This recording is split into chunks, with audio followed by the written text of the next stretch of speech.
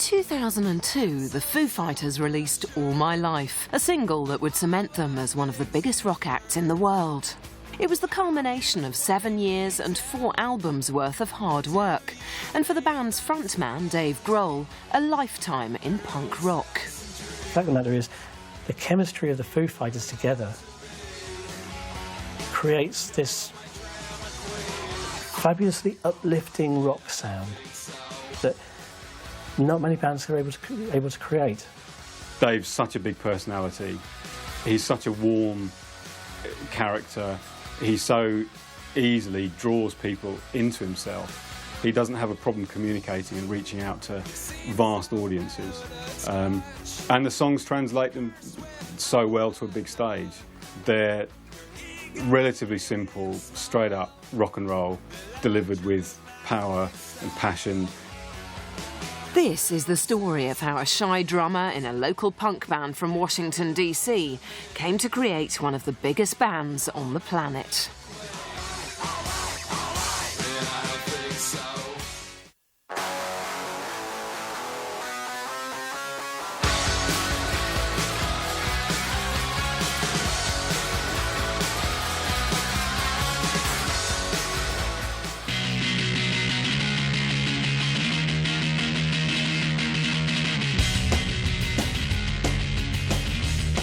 The man who would eventually become the heart of the Foo Fighters was born David Eric Grohl on the 14th of January in Warren, Ohio. Growing up in Springfield, Virginia, the young frontman was first introduced to punk rock by his cousin Tracy. My understanding is that one of his cousins, when he was visiting her in Illinois, introduced him to punk rock. He was initially shocked because she had turned into a punk, kind of overnight, seemingly. Last time he saw her, she was just a normal teenager. Now she was in, spikes and studs and all of that. She had a huge record collection as well of punk records from all over the world, and really turned Dave on to the whole punk sound. Tracy even took Dave to his first punk gig, which was Naked Reagan and ROTA, who were classic American hardcore bands.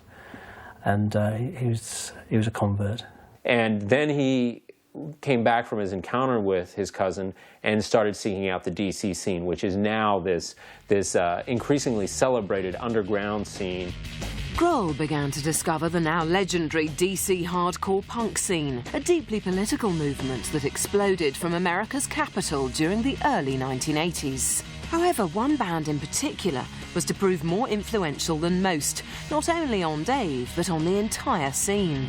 You can't really talk about the DC hardcore scene without talking about Bad Brains. And the thing that was so great about Bad Brains was not only simply that they were incredible live, and that HR was an amazing performer, and the band was so powerful, but they were also bringing a message, and the message was PMA, positive mental attitude. You can do this. Out of that encounter with Bad Brains came the nucleus for what would become one of the most important and influential punk scenes in the world. As the scene grew, with bands like Bad Brains and Minor Threat receiving national recognition, Dave Grohl took his very first steps into the world of music. Dave's first introduction to being in a band came with a band called Freak Baby. How he got into this particular band was he'd gone to a concert by a local hardcore heroes, Void, and met a guy from Freak Baby and invited him over to jam. And Dave went along with his guitar, and they were suitably impressed.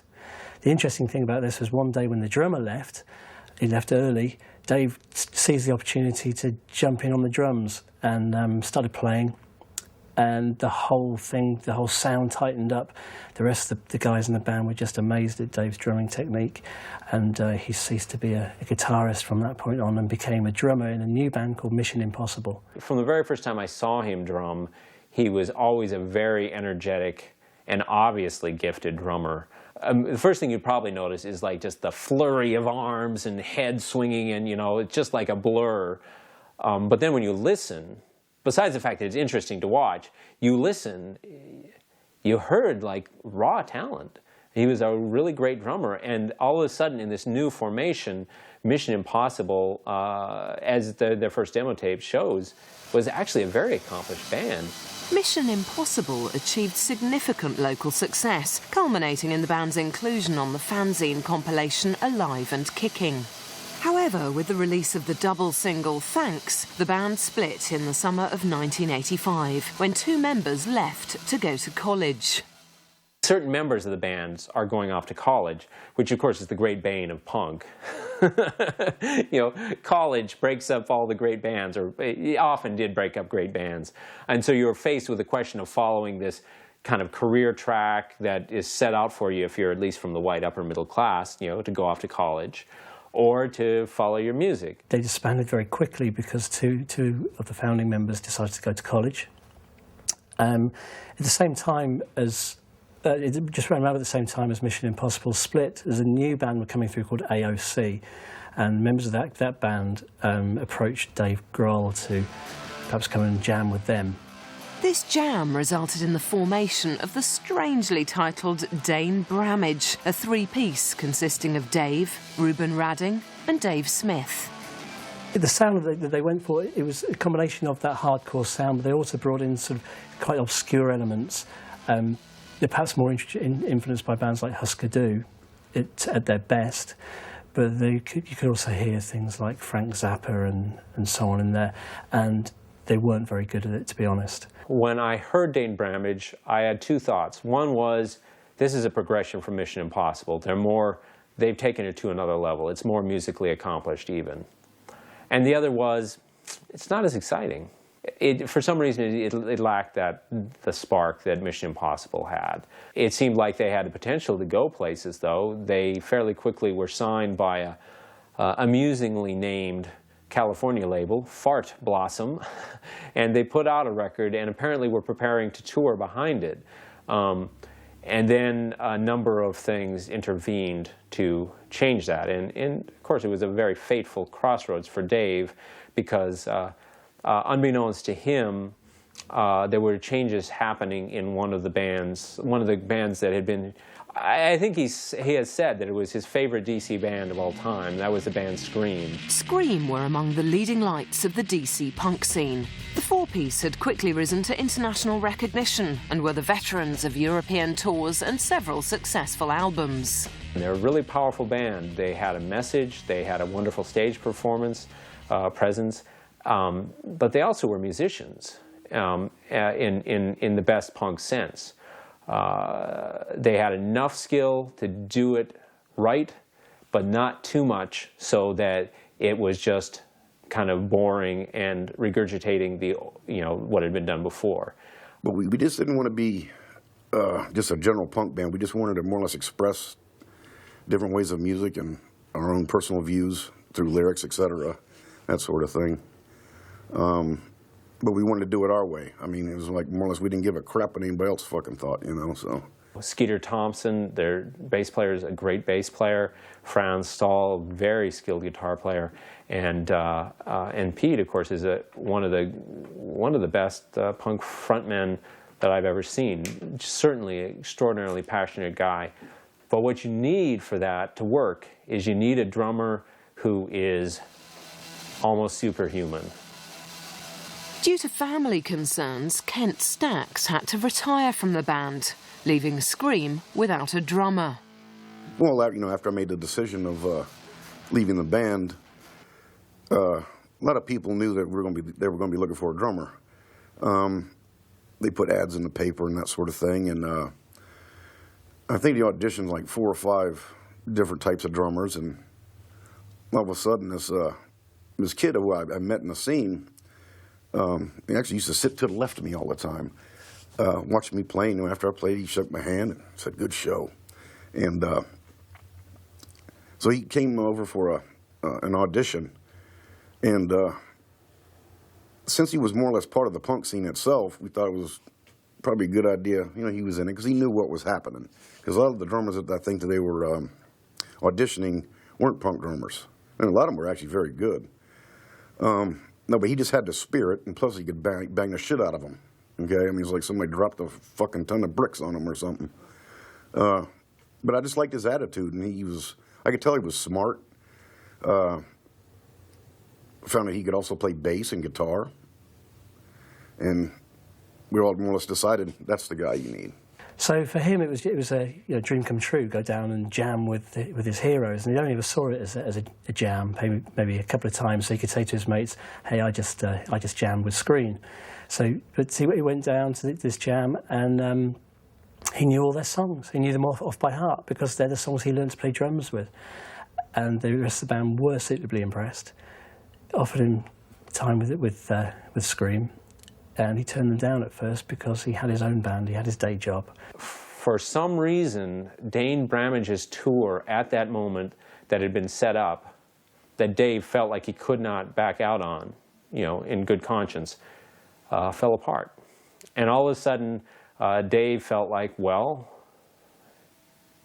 at least as I recall him recounting it, maybe this is a message. Maybe this is fate. Maybe it's time for me to step into this thing that I never believed I could do, and that's Scream. At the age of 17, Dave joined Scream and instantly became part of an incredibly hard-working punk band. In his time with the group, he played on several European and US tours, as well as 2 albums, the second of which, Fumble, contains the first example of Dave's songwriting talents. They just put out this single, and I remember hearing it and being impressed by that song. I didn't realize Dave had written it. I actually saw Pete and I said, "Oh, this is a really great song, really good words." He says, "Oh yeah, well thanks. Yeah, Dave wrote it." And I remember thinking at that time, like, "Huh, that's interesting." Didn't really stick with me. I also knew that Dave had done a solo material which he had recorded, and this whole period, like his connection with Barrett Jones, which is cemented back during Freak Baby, Mission Impossible time, is something that he carried with him for many years, and that friendship and that approach, that DIY approach, is something that, I think is just deeply part of who Dave is. I think Scream gave Dave Grohl the confidence to actually start recording his own music. Perhaps didn't give him the confidence to play that music to many people, but he developed the ability to multi-track his own material. So he would go into demo studios and record every instrument and do it very quickly as well. And it became a routine that he would employ all the way up to the early days of the Foo Fighters. So Scream very much gave him that confidence. They also gave him the experience of being in a hardcore band, gigging in the toilets of Europe, and when you've played in nasty venues in Amsterdam and Nottingham in England and all over Europe, you realise this isn't a glamorous life at all. And he really enjoyed it. They became his family. Scream were very much his family at that point. He refers to them as being like a family, sleeping in a small transit van, dragging their sorry asses around Europe. However, Scream came to an abrupt end in Los Angeles in the summer of 1990. Scream came to an end, as with many bands, just dissolved, really. Constant gigging, constant hard work with very little return. They were releasing these live albums and releasing underground stuff that people weren't picking up on. They eventually collapsed when Skeeter walked on them in LA. That left Dave and Pete and Franz stranded. There it is. Scream falls apart on the road, and West Coast, far away from home. And what do you try to do? I mean, that was their life, really. That was their life, and there was Dave's life too. And he, hung with them as long as he could, as he felt he could, and then another opportunity presented itself.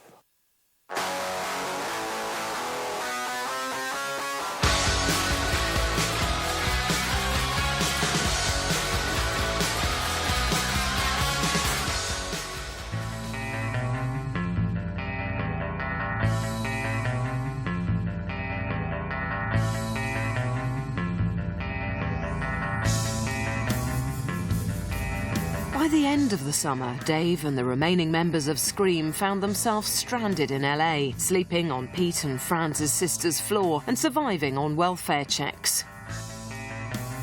It was becoming obvious that Scream were not going to regroup. Essentially, I guess for Dave, it felt like Scream was over, and he had to figure out what his next step was. He rolled the dice, because when they had played in San Francisco not long before, there were a couple of guys in the audience, kind of a Mutt and Jeff pair, you know, Mutt, the tiny little guy, and Jeff, the huge giant, in the audience who watched Scream. And they had seen Scream before, but they hadn't seen him with his new drummer. And they were blown away by this new drummer. Of course, this is Kurt Cobain and Chris Novoselic, and the band Nirvana. They had also seen Dave Grohl play with Scream in a show in San Francisco.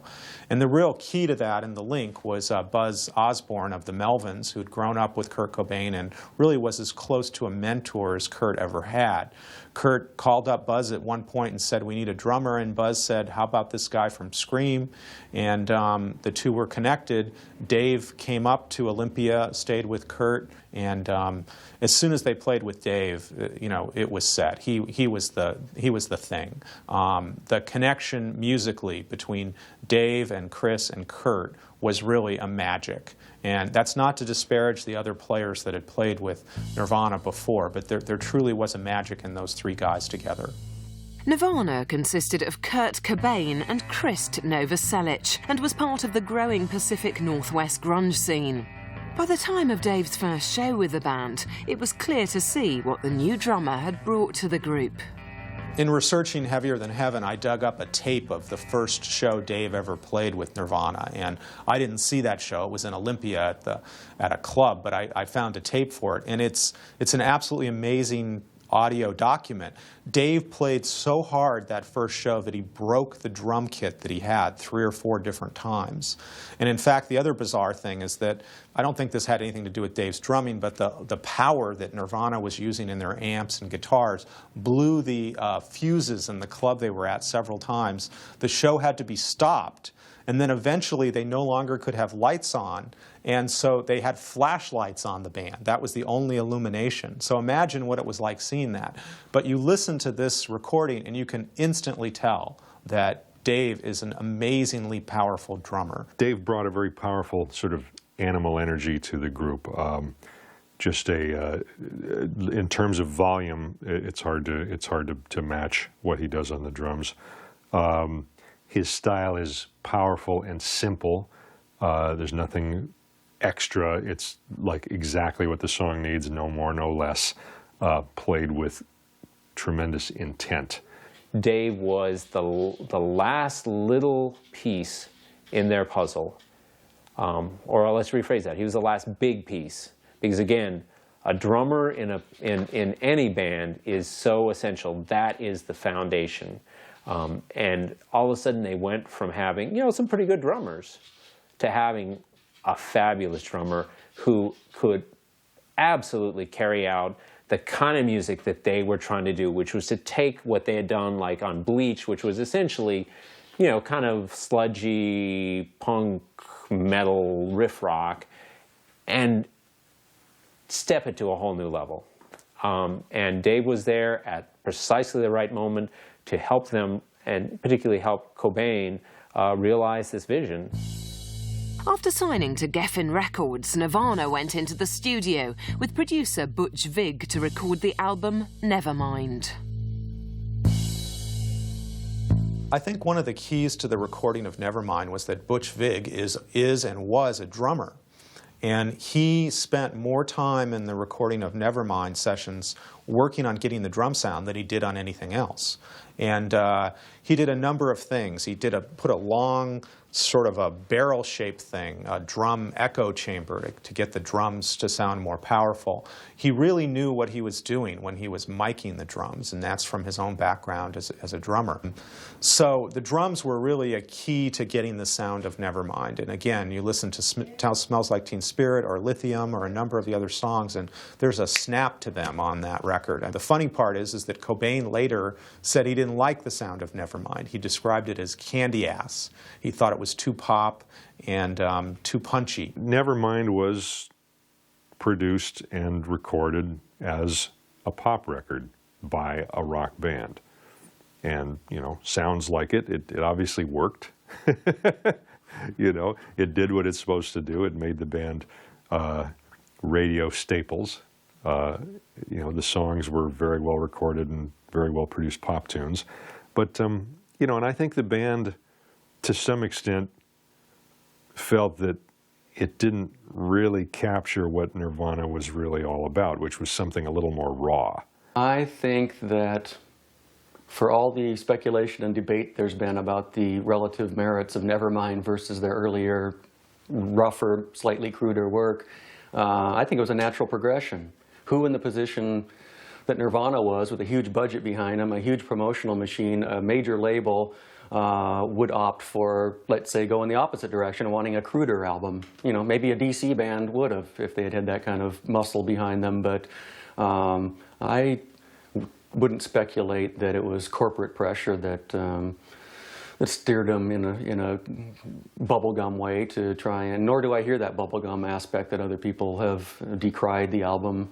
Those songs, even recorded by different musicians, would have had a lasting emotional impact. Smells Like Teen Spirit, in my opinion, the reason that that song is so powerful is that the lyrics, the sound, the whole emotional tone of that song is so instantaneous and so connecting to every human.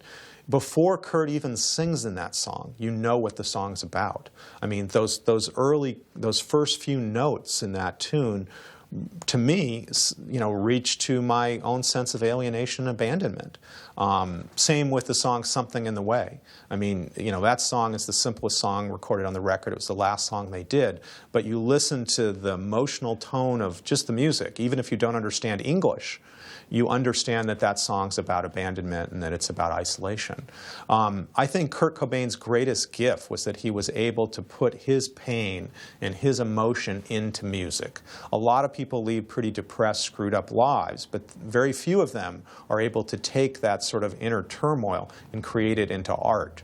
And that was Kurt Cobain's greatest gift, in my opinion. He was able to take his tragic childhood, his feelings of alienation, turn it into art.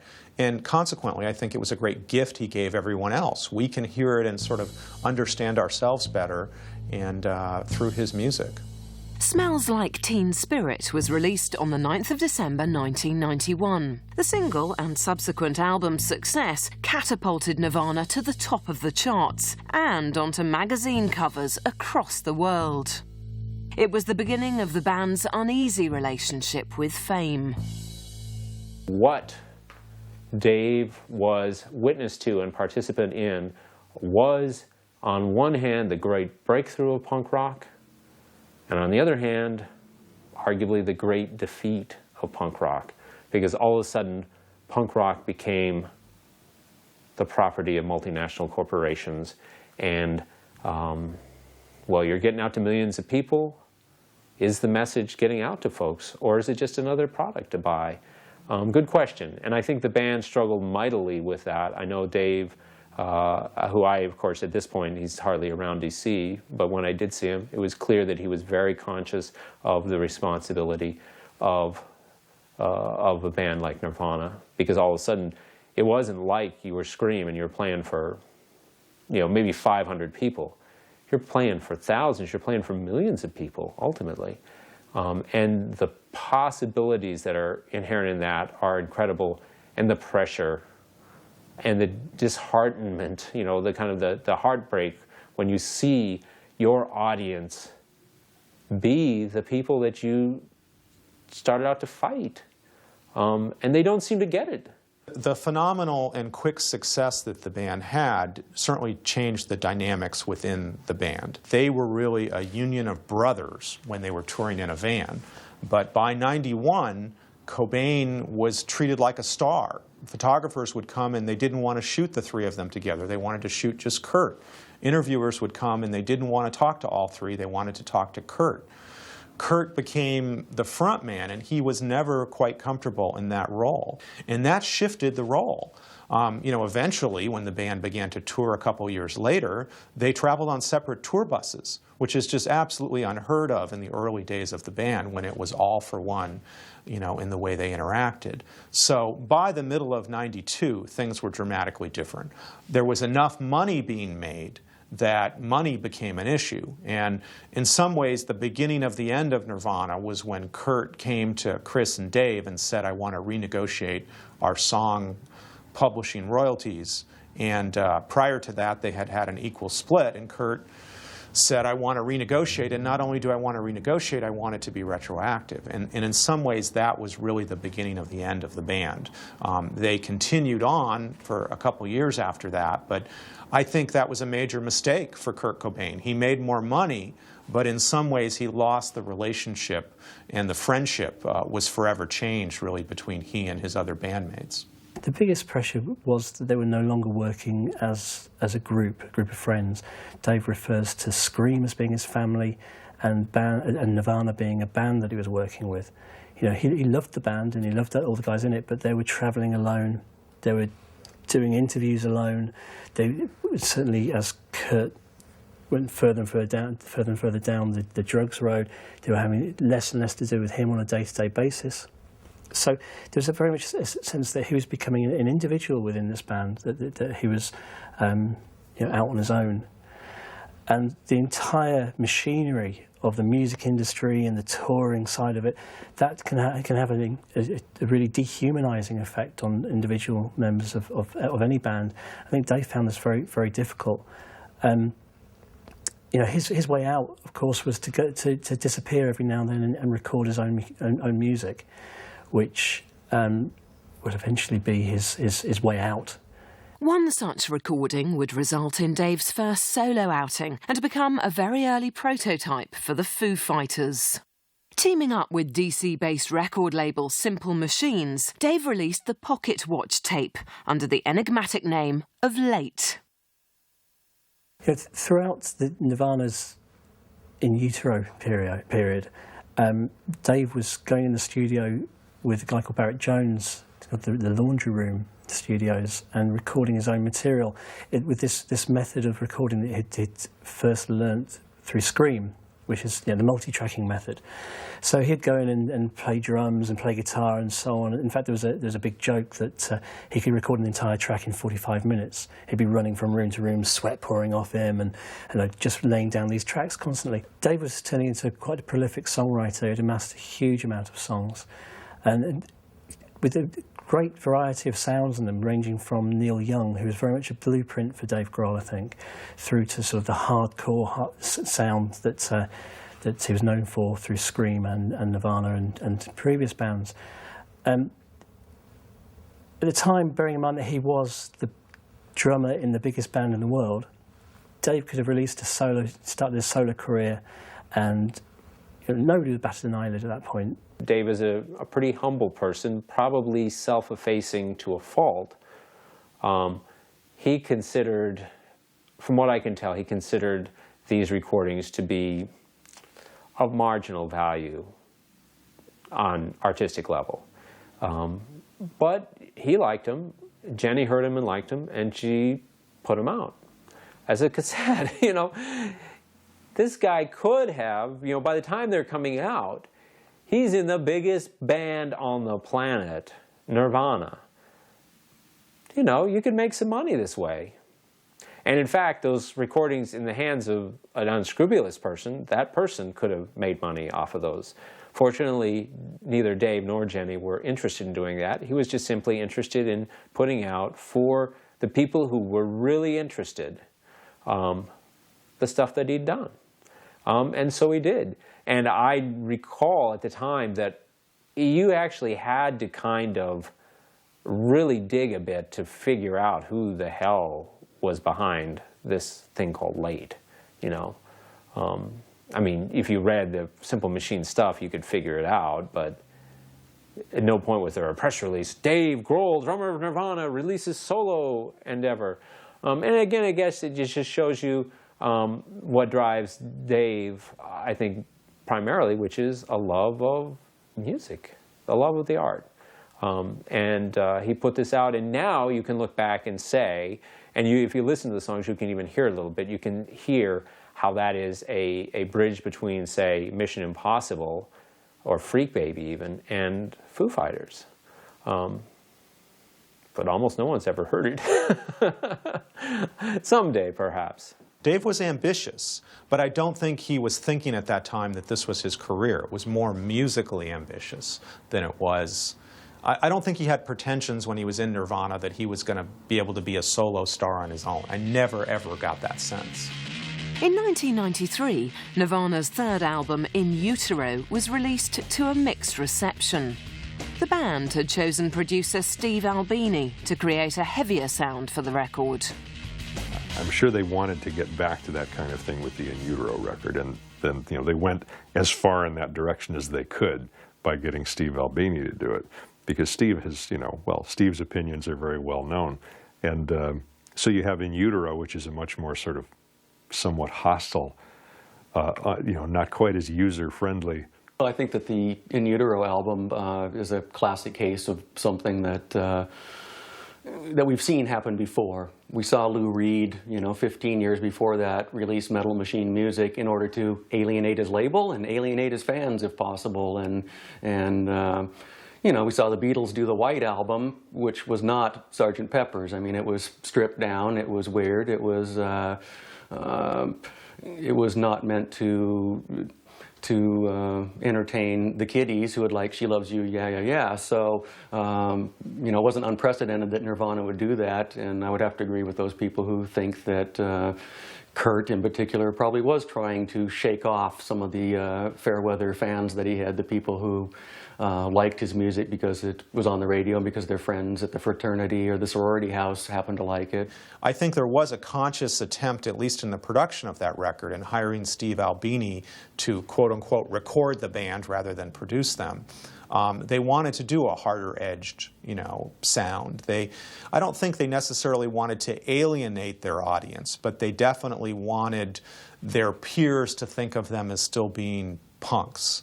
And In Utero has a very punk sound. I think In Utero has been a tremendously influential record, too, over time, maybe even more influential than Nevermind in terms of the sound of the music we've seen in the last 15 years. So they recorded In Utero in Wisconsin, or in Minnesota, actually, they intentionally went in the studio and worked on it for 14 days and isolated themselves and came out with, I think, a great record. I remember Chris Novoselic once saying to me that In Utero was kind of the reawakening of the band, that Nirvana had kind of gone away. But when they got back together and they were crafting that record, it was like it reawakened in all three of them the Nirvana that they loved. And I think it's just a tremendous record and vastly underrated.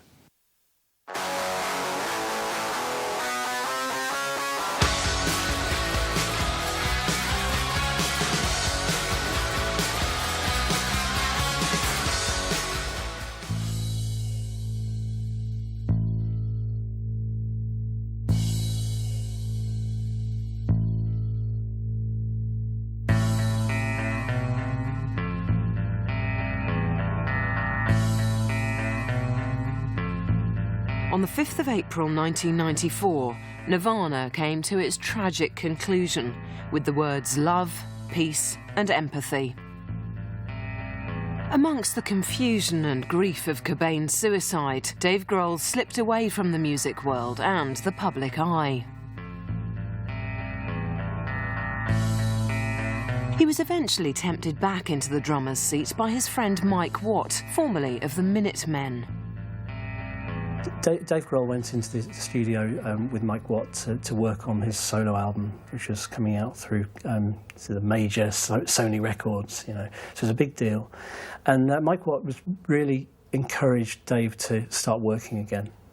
At this stage, Dave had pretty much decided he wasn't going to do anything musical anymore. He was like, as you can imagine, devastated. Went into a long depression, but Mike sort of encouraged him to consider his future. So Dave recorded a couple of songs with him on the album, and it kind of gave him a real sense of, just a reminder of how much he loved making music. Soon after the sessions with Mike Watt, Dave decided to go and record, in his time-honoured tradition, go down to the studios, multi-track loads of songs, and so Dave once again got together with Barrett Jones and went into Robert Lang's studio to demo or record these songs. No, I remember Dave coming here with Barrett Jones, and of course Barrett and Dave were back in Virginia area, Washington D.C. area. They were buds, and they worked in the same studio together, and they kind of fed off each other. And you know, Barrett's got a great personality, and of course Dave too. You know, a funny guy. You know, and they started setting up tracks and mics and stuff, doing, you know, drums, and it was just amazing to see Dave going through all these tracks, 17 songs in 5 days. Hello, wake up! Like, who does that? You know, it's like playing everything: drums, bass, guitars, vocals, done. 17 songs in 5 days, like unheard of. Like, you know, I mean, just really, you know, blew me away. His expertise of like writing songs on the spot, you know, and picking out parts that he wanted to do. I mean, there was very little like doing any second takes. In fact, I don't even remember a second take, you know. It's almost like he knew what he was going to do. And even though you could see him like arranging stuff on the spot, but you didn't.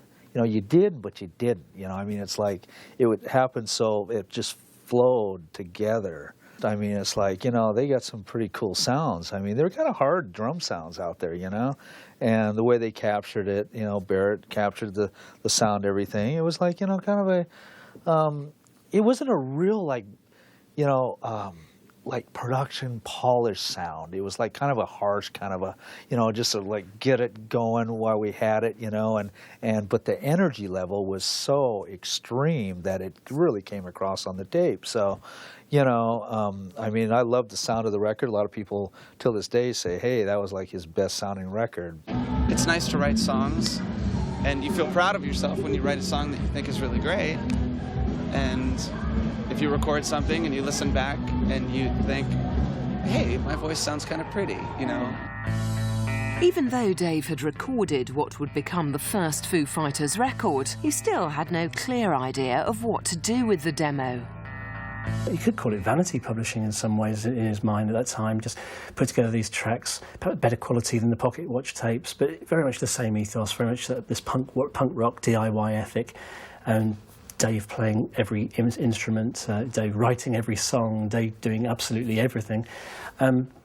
What was clear at this point was that he was going under the name, not of Late, like the pocket watch demo, but this time it was going to be called Foo Fighters. And this tape became the subsequent demo became one of the worst kept secrets in the history of rock and roll. The whole industry knew about this tape, or the CD. It was being passed around to everybody, and there was already a bidding war. It was already the antithesis of the punk rock ethic that went into the making of the record.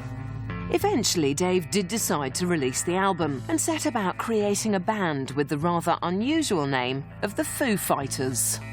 The name is actually a slang term for UFOs.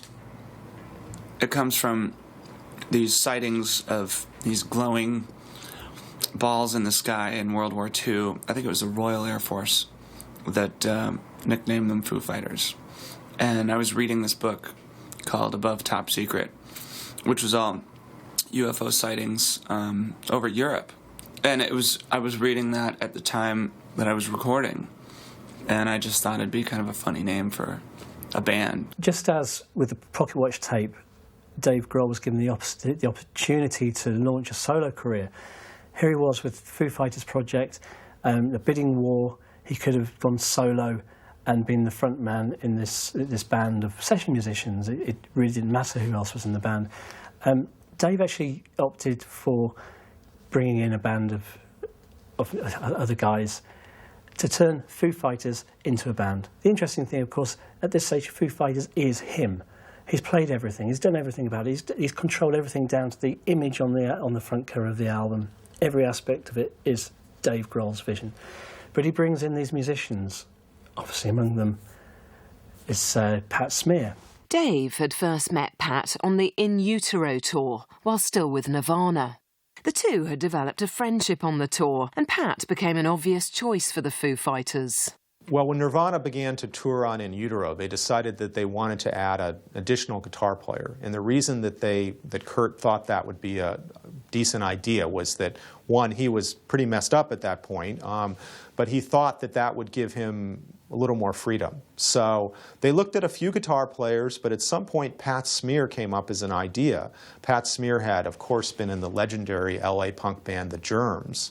And it was kind of like, you know, bringing this original punk pedigree into your band. And Pat's also a great guitar player. And additionally, he is simply one of the funniest and easiest guys to get along with that's been in rock and roll. The dynamics of the band shifted tremendously when Pat Smear came in.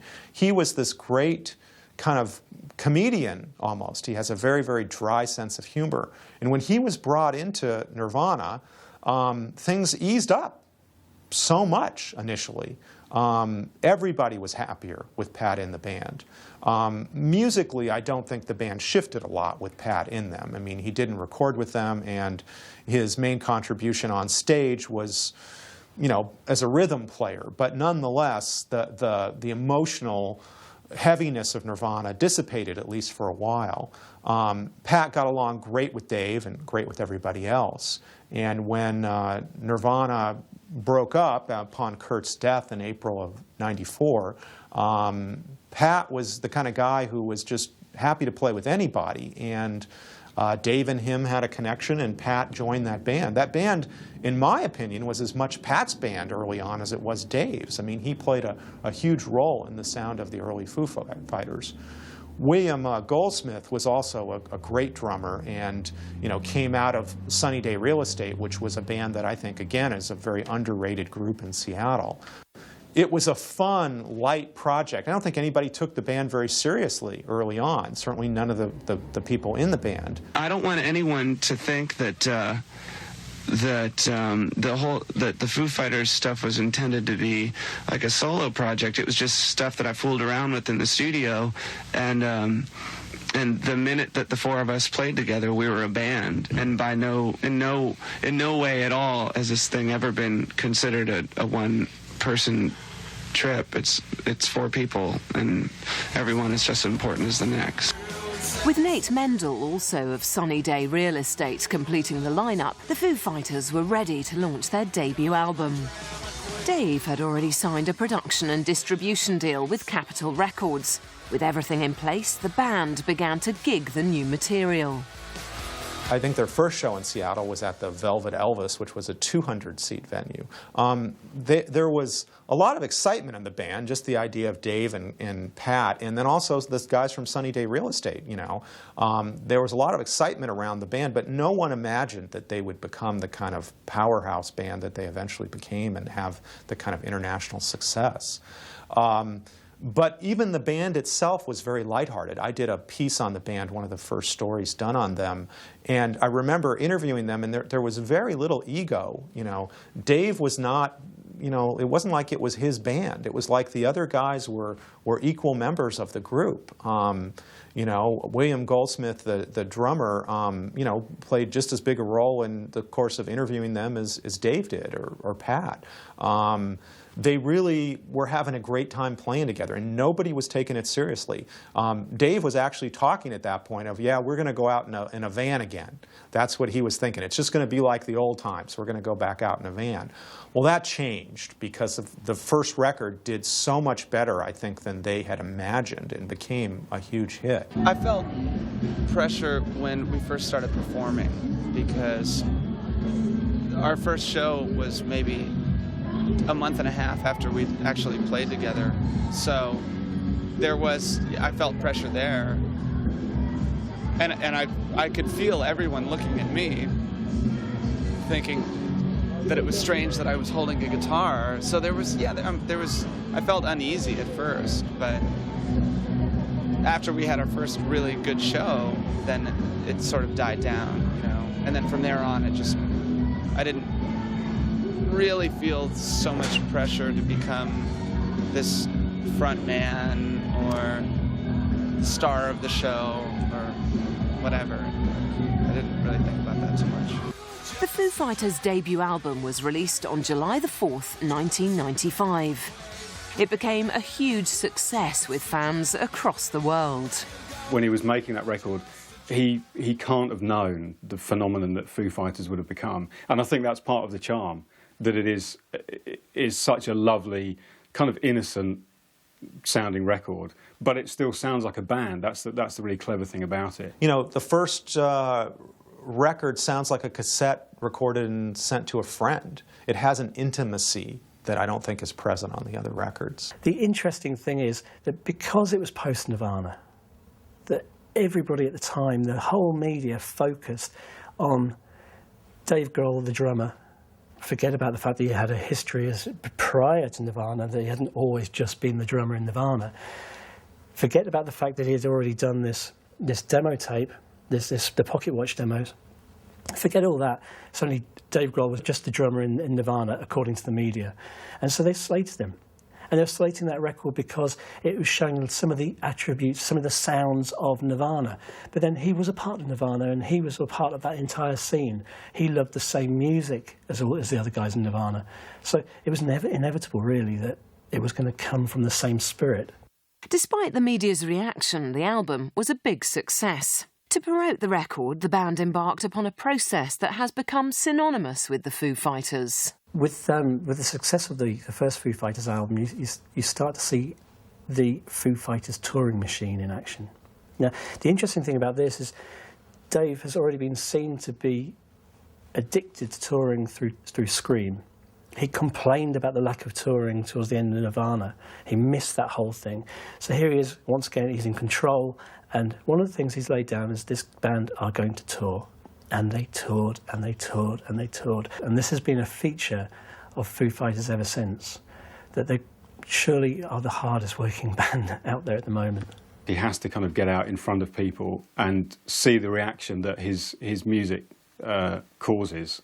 Again, it's a very natural thing. They're really good at it. They know that they're good at it. From the moment go, you got blam. This is what a live music event, this is what a festival is all about. Loud music, great performances, and the thing that I always love about standing just to the left or just to the right of the stage is watching the crowd react and watching the whole sort of 80,000 people just bouncing and bouncing and bouncing. And the moment that Dave came on, the moment the band started playing, they bounced for about an hour and a half.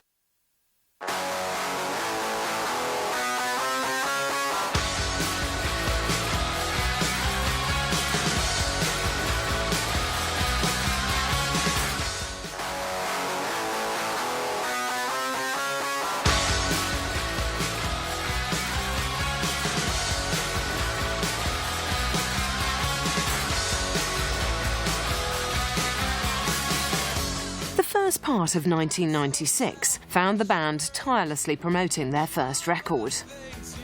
However, they still hadn't recorded together. So on November the 18th, along with producer Gil Norton, the Foo Fighters went into a studio in the remote town of Woodinville, Washington, to begin work on their second album. However, it was not all to go as planned. Well, actually, I think that the pressure was more internal. I think that it was the four of us. It was the first time we'd gone into the studio and recorded together. So the only expectations we felt like we had to live up to were our own, because we hadn't recorded together yet, and we weren't really sure what was going to happen. So we just wanted it to be as great as it was in the rehearsal room. The sessions proved to be extremely hard work. In complete contrast with Dave's previous way of working, work very fast, turn it over really fast. Suddenly they were with a producer who likes the idea of take after take after take to get the perfect version.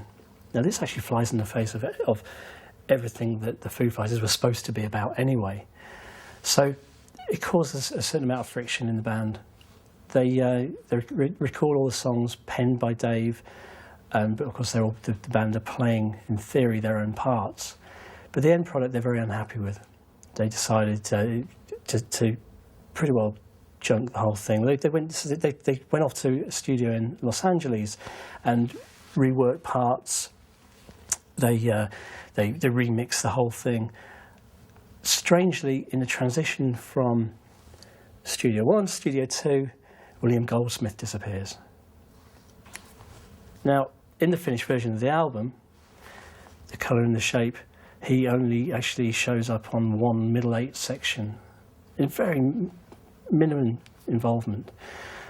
There was an argument that he had been shown all of the drum parts by Dave Grohl, and Dave had never been happy with his style of playing. It's never been really clear about that. There's also an argument that he didn't enjoy working with Gil. Whatever the real reason was, the finished album was Dave Grohl drumming. With William Goldsmith's departure, the band found themselves without a drummer and with a new record to promote. It's become tradition with the Foo Fighters that nobody ever actually leaves. People depart mysteriously. And it's the same with the departure of William Goldsmith. He kind of disappeared into the ether somehow and was immediately replaced by Taylor Hawkins, who's only a phone call away. He'd previously been the drummer in Alanis Morissette's band, which, although on paper might seem a bit strange, it's not so strange because if you saw Alanis Morissette live, she drew very heavily on Led Zeppelin. And Taylor's drumming style with her band was very reminiscent of John Bonham. In fact, he brought some of the most dreary songs to life. Well, I think that William, the original drummer, William, I think was always kind of a little freaked out. Because I know he was a big Nirvana fan and felt a little intimidated, but it wasn't crippling. I mean, it was just sort of, I don't know, out of respect or something. He just thought I was such a great drummer. When I thought the same of him, you know, I mean, I thought that he was an amazing drummer and didn't understand why he held me in such a high place. I really didn't. I just thought, like, he was nuts. And our new drummer, Taylor, is so incredibly... he's an amazing drummer. He's on a different level. So I don't even go near the drum set anymore. I'm embarrassed to get behind it because he's so good. He just makes me sound like crap, you know. Taylor Hawkins is arguably one of the kind of greatest rock drummers of his generation, in terms of the way he plays. He's very different from Dave. He's younger. He's grown up with Roger Taylor from Queen and Stuart Copeland as his big influences. He's less of a punk rock kid than Dave Grohl, but he's still got a lot of that kind of punk rock energy. Dave's shoes are so big. It would have been a huge task for any drummer to come in. The fact that Taylor was young, hungry, it made him kind of the perfect choice. With Taylor finally installed behind the drum kit, the band released their long-awaited second album, The Colour and the Shape, in May 1997. There's an anthemic quality to a lot of the songs on the album, and which is very much the product of a gigging band. They've been very much written in that live environment, which of course the first album wasn't. So you have these huge choruses, you know, Monkey Wrench, for instance. You know, they always deliver great radio records. And, you know, with this album, we had, you know, Monkey Wrench, which just, the moment you heard it, the moment you put it on the radio, just sounded exceptional. It kind of does exactly what it says on the tin for any Foo Fighters record, and it blasts out of speakers. It's a big rock production record. The guitars are huge. There's the same kind of soaring melodies. It's a big sounding record, and it has a lot of moments of real greatness. And I think for a lot of people, it remains an album that is kind of the benchmark of what the Foo Fighters do. It's not the same as the first album. It is a big rock monster, and I can see absolutely that purists would have kind of got their hackles up. And I guess for a lot of people it did. for me, it's the sound of a band beginning to find their identity. Although Dave plays drums and guitar on that record, he's got Nate Mendel involved, he's got Pat Smear, both guys that he has a real relationship with and respect for. And it's the sound of a development. It's not necessarily a vastly more mature sounding record. I think there's still a lot of hunger and passion and excitement in there, but there's no doubt that it's becoming a different animal. The first album was recorded in 5 days by me, and it sounds like it. And this album was recorded by all of us, and we spent maybe 3 or 4 months on it, and hired a producer, and spent a lot of time and paid a lot of attention to arrangements, and really milking the melody out of every song, making sure that we got the most out of each part of every song, you know.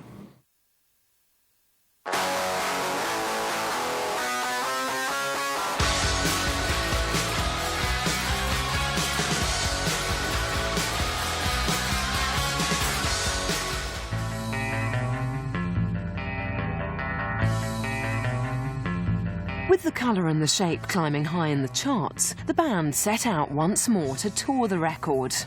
However, during a live performance at the MTV Video Awards, Pat Smear dramatically left the Foo Fighters.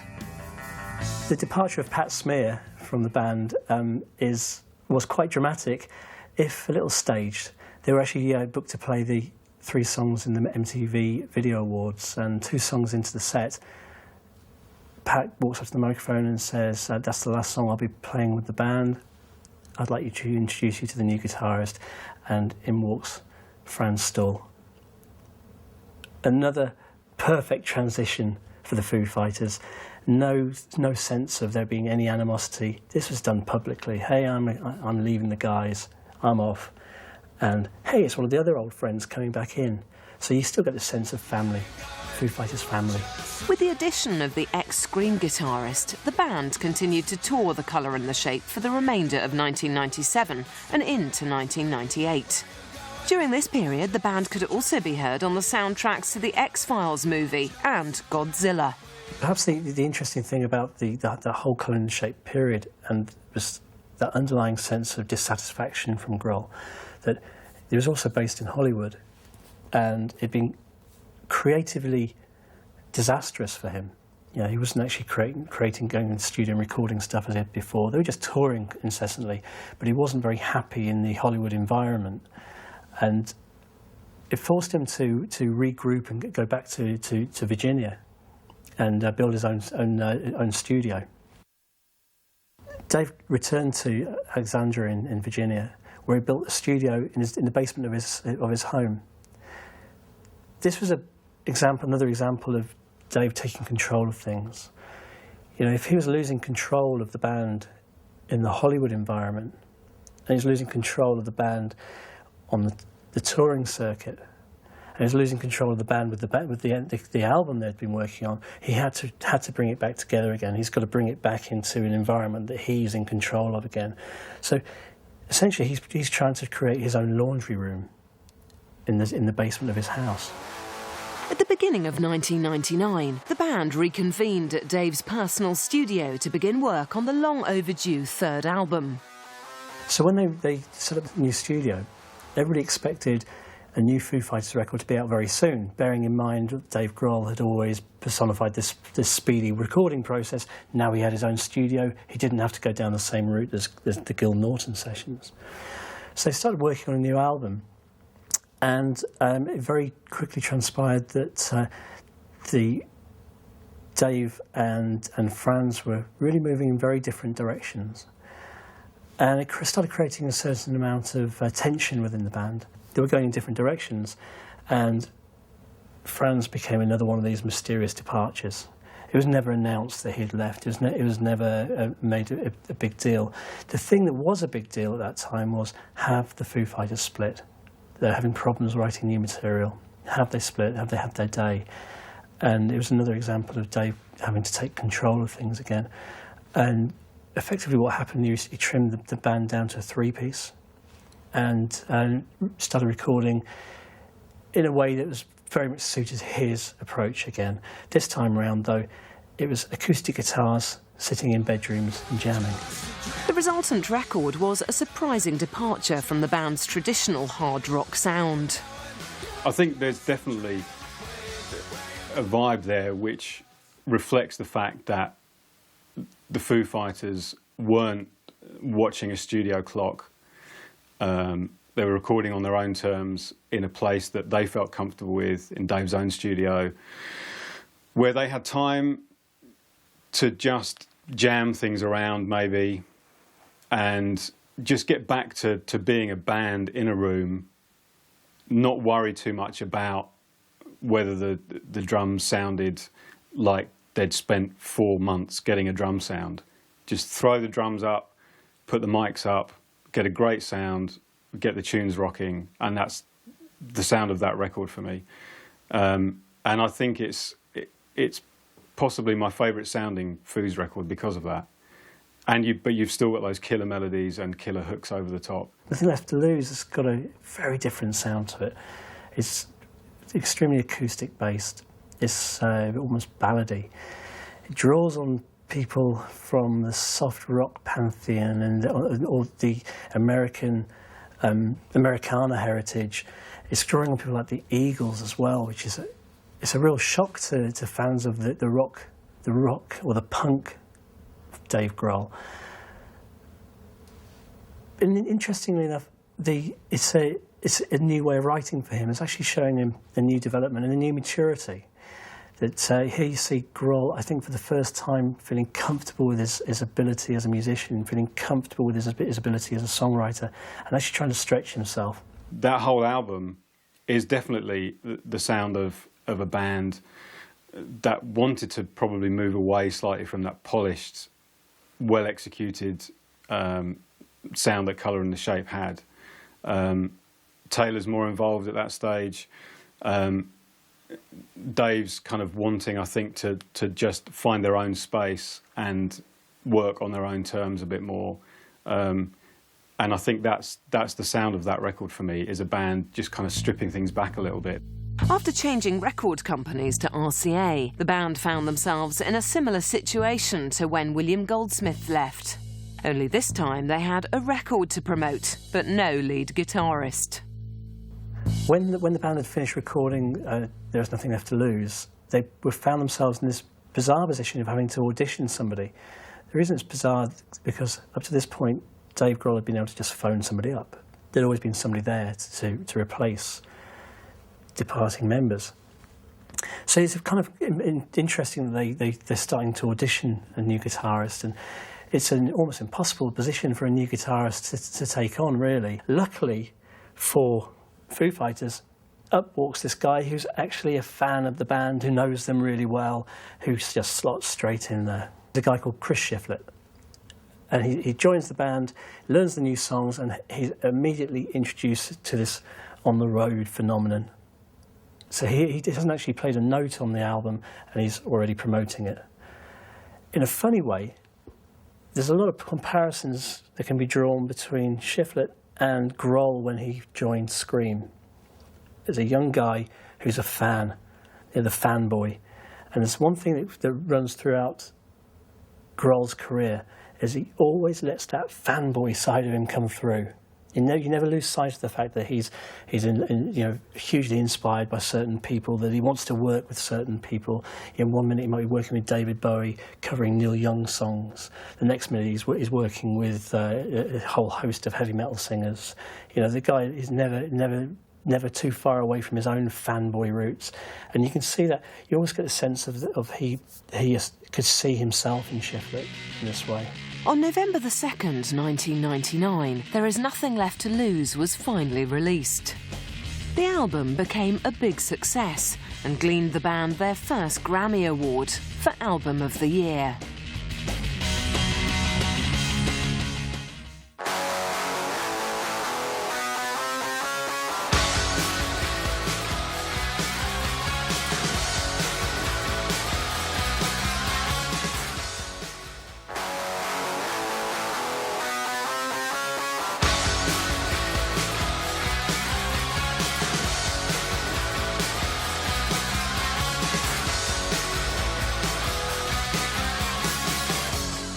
After the release of There Is Nothing Left to Lose, the Foo Fighters launched into another 2-year period of touring. However, the nature of their new material soon began to grate on the band's frontman. An interesting thing occurs in the process of touring the Nothing Left to Lose album.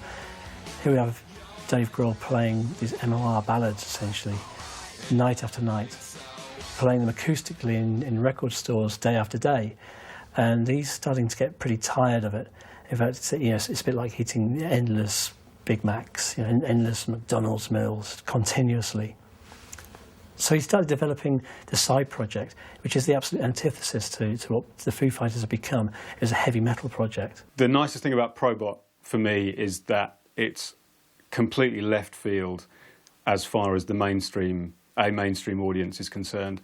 You know, the guys that have grown up with listening to Big Me and For All the Cows and Monkey Wrench and Everlong would probably not appreciate an album like Probot, which is basically Dave Grohl reliving living out his childhood fantasies of making a really nasty, dirty heavy metal record.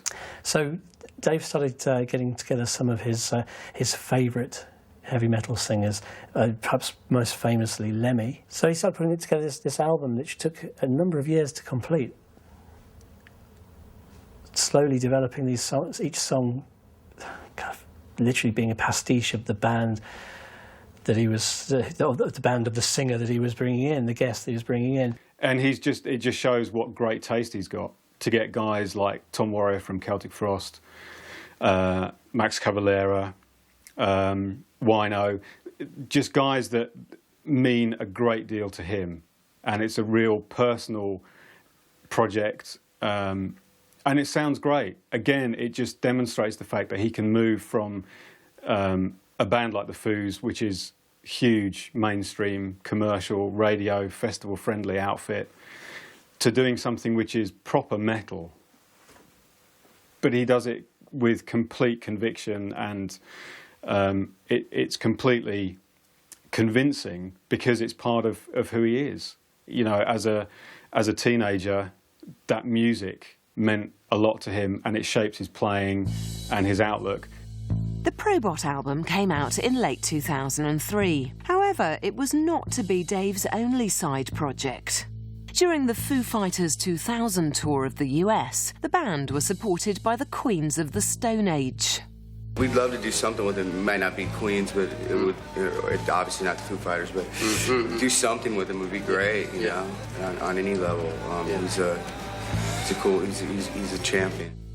The Queens instantly struck up a strong friendship with Dave, which would eventually result in Dave returning to the drums to guest on their up-and-coming album, Songs for the Deaf. Despite all this work that Grohl was doing with the heavy metal project, with Probot, he wasn't actually being invigorated to write new Foo Fighters material. There was an increasing dissatisfaction within the Foo Fighters. They were sick and tired of playing these soft rock ballads, and there was a point where Dave Grohl he wasn't sure whether he was going to do anything with the Foo Fighters ever again. He was on the point of calling it a day, and then he got the call from the Queens of the Stone Age to come and drum for them, and that's actually a point that revitalises him again. His own love and need to create music, but he also revitalises their career as well. He actually pushes them. His drumming again brings out new aspects to the band, pushes the band even harder than they'd been before, and takes them into the mainstream. I think Dave going back behind the drum kit was something we probably weren't expecting, you know, quite so soon. I think he was always going to go away and do it, and I think a lot of people were probably expecting him to do it as part of his band, the Foo Fighters. So for him to go away and this kind of hiatus that the band took, to kind of go away, chill out, and I would imagine that they're the kind of band, or Dave's the kind of person that, yeah, I really need some time off, I really need to go away and chill out. And like 24 hours later, he's like, I'm done. I've holidayed, I need to go away and do something, I need to write, I need to get behind the kit, I need to get behind the guitar and do something. So, you know, Queens of the Stone Age was an interesting project because particularly over here, I wasn't all that familiar with the band. And then when No One Knows came along, I mean, I don't think there are many intros to many songs that are as powerful and as strong as No One Knows. What a great, great record. I guess there was some interest, maybe some nervousness as to whether Dave Grohl was still going to be magical behind the drum kit. But as soon as No One Knows came out and we got to hear Songs for the Deaf, he just excelled himself on that record. And I think that's probably the result of being liberated from having to think or worry about anything other than playing drums on songs that he was obviously getting off on. This liberation led to a rejuvenated interest in his own band. In March 2002, the band returned to a studio in LA to begin work on the fourth Foo Fighters album.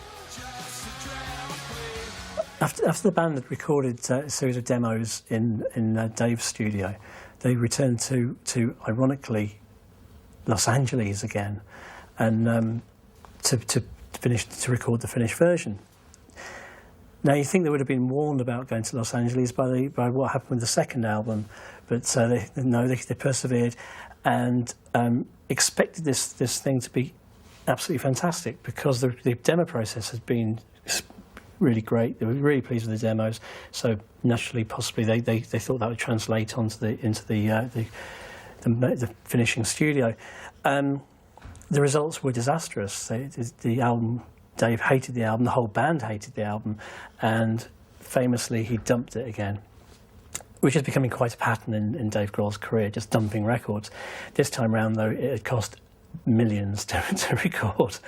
So rather than go and find another studio, he just decamped back to his own studio again, and the band started playing as they like to play best, just as a band, no interference, and put together an album very quickly. And ultimately, it was exactly how they wanted it to sound. It was another example of Grohl being in control. With the album finally complete, the first single to be released was to become the Foo's biggest hit. From the very second you hear the track All My Life, that was it. That was one of the biggest records on this radio station for a hell of a long time. It was, I think, it was very loud, very punky, very raw. It went back almost to the sound of the 1995 material that they were working on, and just tremendous sort of power, tremendous aggression. It just became this kind of massive anthem, and I think at that period of time we were all getting back into rock music again. Everyone loved a good rock anthem, and it just came along at the right time. We needed something loud, we needed something to kind of blast away the cobwebs from our speakers, and All My Life did exactly what it said on the tin, and you couldn't have asked for a better record. And I think maybe they just felt that was what they wanted to put out, to announce their arrival back on the scene after what was a difficult period for the band. And I think it was the perfect thing to do. It definitely elevated them to the point where they were a rock and roll band again. That track caught on.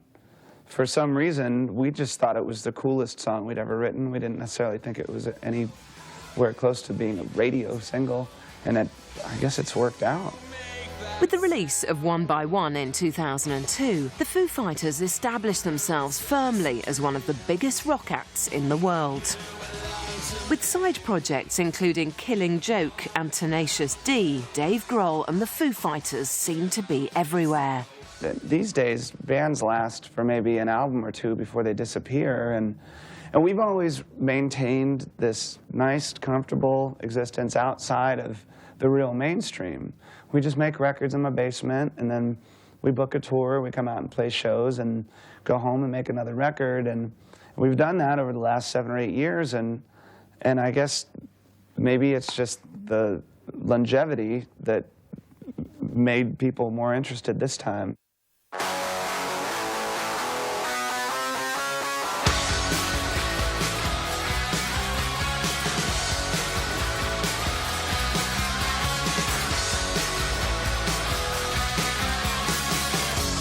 From small-time DC punk band to undisputed rock icons, Dave Grohl and the Foo Fighters' road to success has been far from easy. it is very impressive to me how Dave has remained true to that kind of open DIY, humble approach, because he is now one of the rock gods, if you will. Does Dave Grohl think of himself that way? I mean, I don't see Dave much anymore, but when I do see him, he's just Dave. You know, this guy never stops. He never seems to stop to take a breath. You know, even when the times that the band are being quiet, he's recording other albums on his own, you know. He just seems to knock off albums like the rest of us eat dinners. The success of the Foo Fighters over the last 10 years is really down to the fact that the guy at the front of the stage, the guy behind the band, is a great songwriter and a great musician. With a new double album expected in the summer of 2005, the band has finally assured their place as one of America's greatest rock acts. Well, I didn't expect it to be like this. I thought a lot of people considered us sort of like a side project. Didn't really take us seriously at all.